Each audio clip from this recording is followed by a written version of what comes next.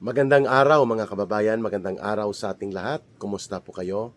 Kasama niyo po ngayon si Ka Eric sa isa na namang episode ng ating Balita at Talakayan.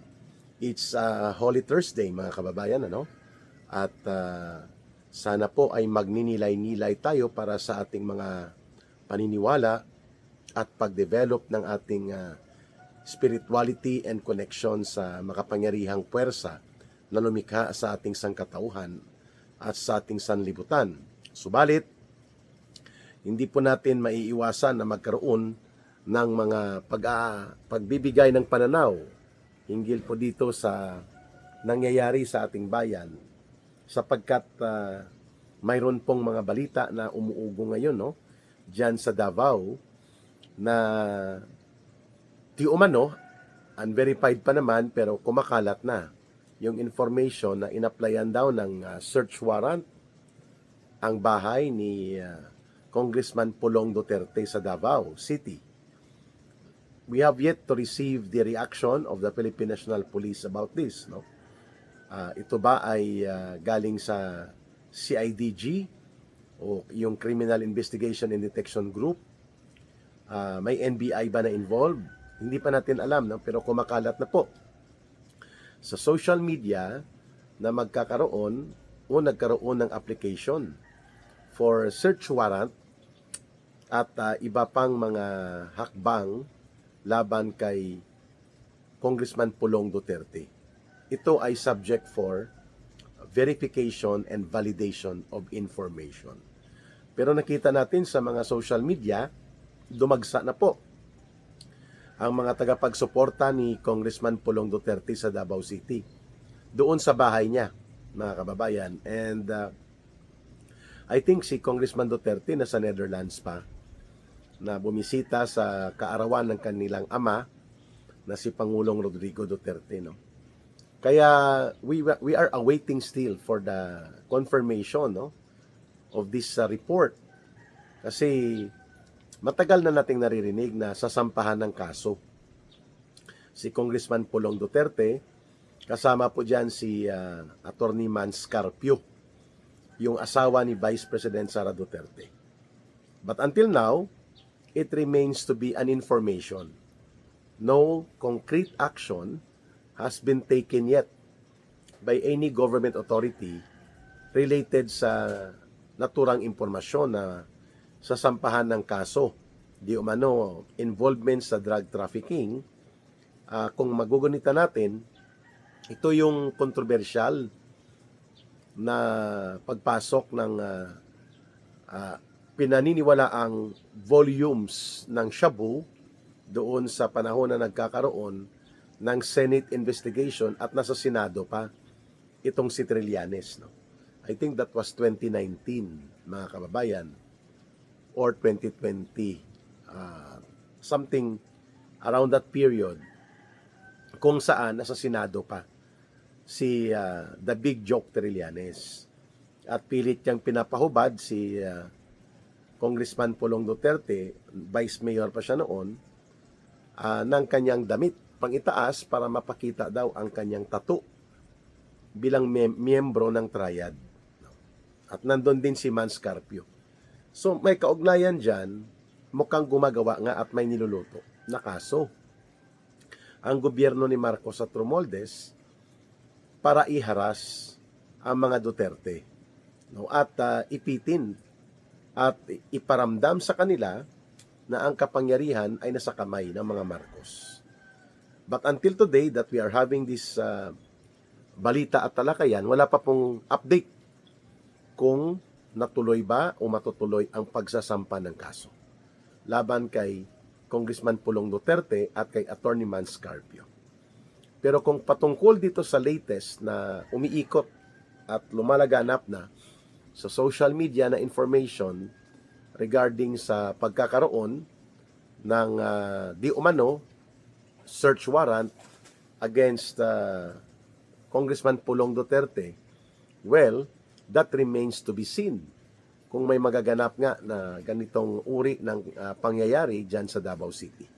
Pero mula pa kagabi, nakabantay na po doon sa kanyang bahay na papalibutan ng mga supporters ni Congressman Pulong Duterte ang kanilang bahay para kung may dumating man ng mga otoridad, galing man yan sa NBI o sa Philippine National Police, sa CIDG, ay mayroong magwi-witness at mag-protect na rin ng mga fundamental rights ni Congressman Pulong Duterte at ng kanyang pamilya in the process should there be kung totoo na magkakaroon ng serving of search warrant.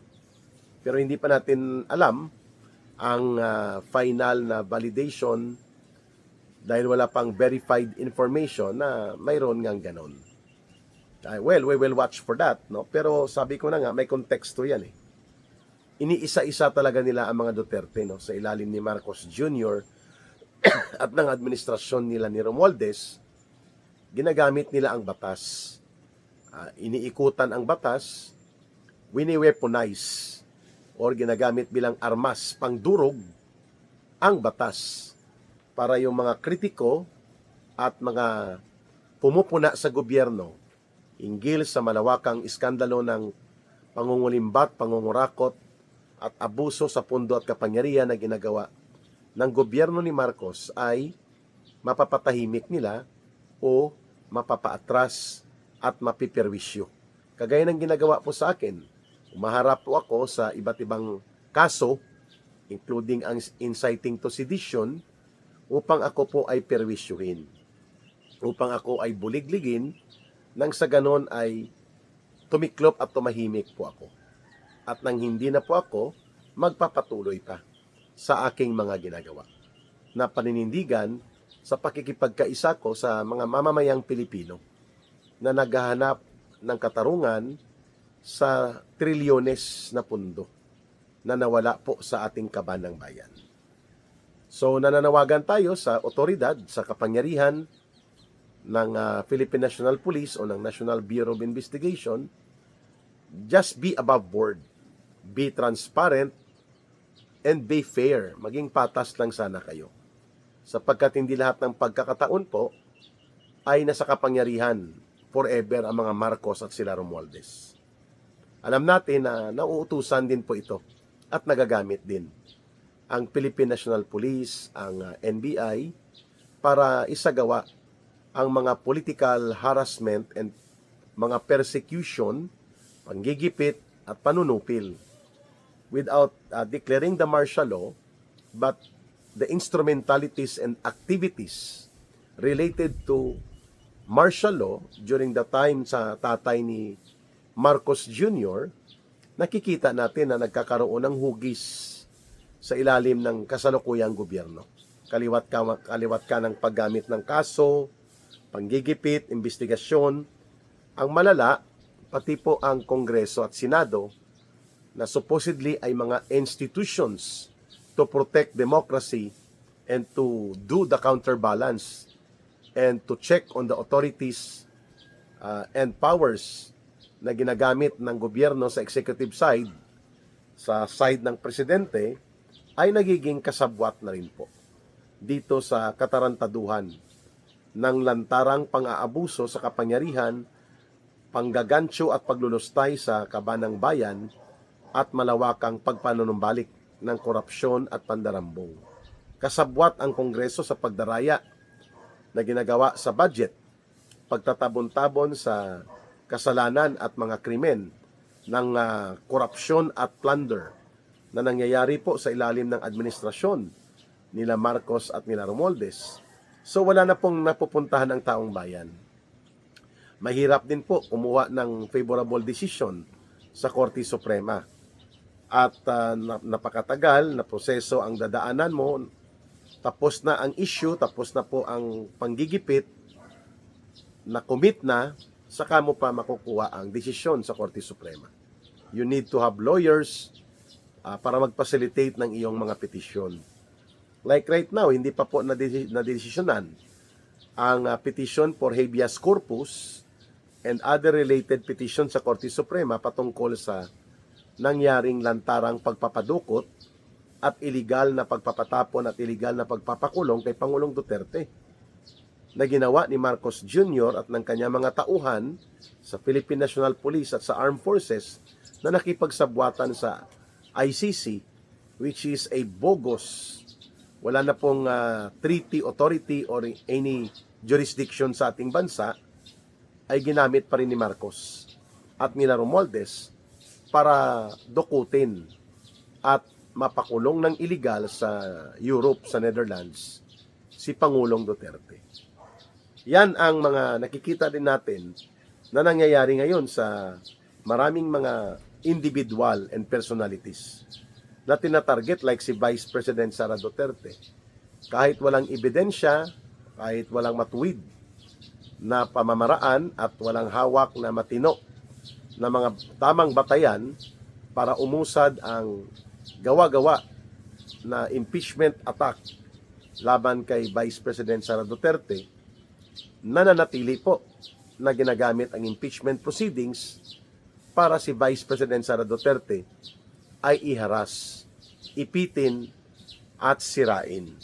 Kaya nagkaroon ng mini kangaroo court trial sa House of Representatives. At dahil dyan, nakita natin na kung paano inabuso at inaabuso ng House of Representatives ang kanyang puder para lamang masunod ang kapritsyo nila Marcos at Romualdez na manatili sa kapangyarihan kahit na itinatakwil na sila ng mga mamamayang Pilipino. So we hope and pray na hindi po lumala at hindi magiging totoo ang pangamba at pag-alala ng mga kababayan natin dyan sa Davao na talagang gigipitin at pipilit-pitin po ang mga Duterte, including itong napipinto di umano based on information na kumakalat ngayon ay inaplayan at ipapatupad ang search warrant laban po kay Congressman Pulong Duterte. Among these issues, mga kababayan, ay ang iba pang mga pagsasampa ng kaakibat na kaso laban kay Congressman Pulong Duterte. And even, we have received also separate information na pati po si Attorney Manscarpio tinatarget din na isama sa pagsasampa ng kaso. Kung matutuloy yan at mabubuo nila ang gimmick na ito, napakadelikado po kasi ang drug trafficking ay non-bailable offense. Hindi ka makakapagpiyansa, although you can apply bail on the basis na karapatan mo magpiyansa kahit pa na non-bailable ang offense na yan, depende sa discretion ng court. Pero ganyan din pong ginawa nila sa Kingdom of Jesus Christ, kay Pastor Apollo Kibuloy, sa mga ministro ng KOGC ng Kingdom of Jesus Christ. Inaplayan po nila ng kung ano-anong kaso, pero ang complainant nila isa lang. Ginamit pa ang Senado nila Hontiveros para ipahiya at wasakin ang pagkatao ni Pastor Kibuloy at pati na po ang mga ministro ng Kingdom of Jesus Christ. Pinalusob pa sila sa libo-libong mga pulis na armado, sinira ang mga property nila at nilapastangan ang kanilang religious compound. At may namatay, may mga nasaktan ng mga bata at matatanda. Yan po ay nakakabahala dahil baliwala lang kay Marcos, kay Romualdez na silang mga nag-utos noon na gamitin ang equivalent to a degree na tinatawag ng mga mamamayan na state terrorism. It is the state that terrorizes the people. The way they executed that kind of abuse and excessive use of force and the authority and power against a religious organization na tinarget nila because malapit ito na sumusuporta sila Pastor Kibuloy at ang Kingdom of Jesus Christ sa mga Duterte, lalo na kay Pangulong Duterte at kay Vice President Sara Duterte. We see the same pattern right now na nais nilang ibalik dyan sa Davao City. Dahil nag-install po sila ng panibagong city director. At according to information, itong city director ay may misyon na ipitin ng todo ang mga Duterte sa Davao City. Gamit ang kapangyarihan ng pulis at gamit ang kapangyarihan nila na i-weaponize ang batas. So, nakakalungkot na sa Holy Week na ito po ang inaatupag ng gobyerno ni Marcos at nila Romualdez. Panggigipit, panunupil, at paggamit ng abuso sa poder at kapangyarihan. Pero nakalimutan nila ang lahat ay may katapusan. Ang lahat ng bagay ay may hangganan. Buhay ng tao may hangganan. Ang oras at panahon mo ay may hangganan. Ang paghawak ng poder at kapangyarihan ay may katapusan. Lalo na kung ginagamit ito para abusuhin, magnakaw, mandambong, mangulimbat, at supilin at lupigin ang mga mamamayan. The way we are seeing right now, kung paano inabuso ang poder para magkamkam at magnakaw ng kayamanan at ikutan at gamitin ang batas sa maruming laro sa politika. The way this government of Marcos and Romualdez is conducting the use of excessive power and brazen abuse of authority. So bantayan po natin ang mga magaganap diyan sa Davao City, sa partikular sa area po ni Congressman Pulong Duterte. And after Holy Week, we have also been informed na sila Trillanes at sila Madriaga ay gagamitin ng mga testigo di umano dito sa mini Kangaroo Court trial na ipinalunsad ni Tambaloslos with the consent of Marcos dahil hindi sila sigurado na makakalusot at magtatagumpay sila sa Senado.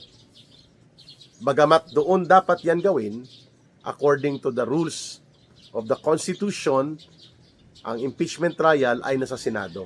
At ang desisyon para mapatanggal ang isang impeachable official nasa Senado. Ang House of Representatives tagapagproseso lang, hindi tagapag-trial.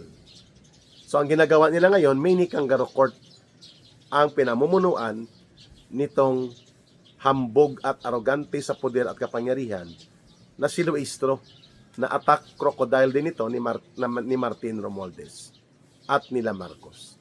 Pero sabi ko nga kanina, may hangganan ang pang-aabuso, may hangganan ang kapangyarihan at ang paggamit nito, lalo na kung hindi sa ikabubuti ng mamamayang Pilipino o ng sambayanan at ng lipunan. Maraming salamat sa pagsubaybay, pagsuporta at pakikinig at panonood sa ating Ka Eric Celis YouTube channel.